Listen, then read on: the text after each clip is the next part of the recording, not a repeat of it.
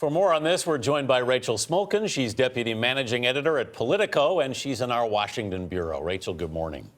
Good morning. Thank you for having me. With Republicans upset at Christie, or at least some Republicans, for his chumminess with Democrats, I guess the question is, do they have a right to be upset, do you think, or should they be looking at this as more of a model for winning an election?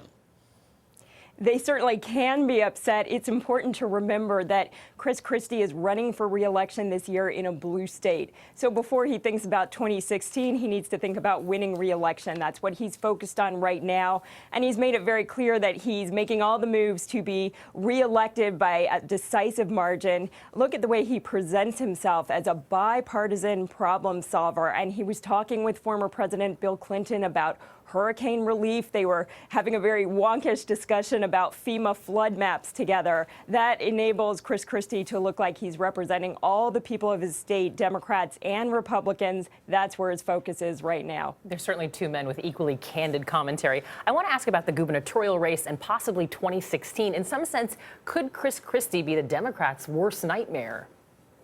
He certainly could be the Democrats' worst nightmare in that he could be a very bipartisan candidate with a lot of crossover appeal. Now, it is likely if he wins re-election, he may end up moving a bit to the right. We've certainly seen that happen in Republican primaries before. There would be a lot of pressure to do that if he does decide to run in 2016, and he's still got plenty of time for fence mending. But as long as his brand is the no-nonsense problem solver, that could be a threat to the Democrats. And if we do see a Christie-Hillary Clinton matchup, a lot of fun for political journalists, but two big personalities, and she obviously would have the support of her base.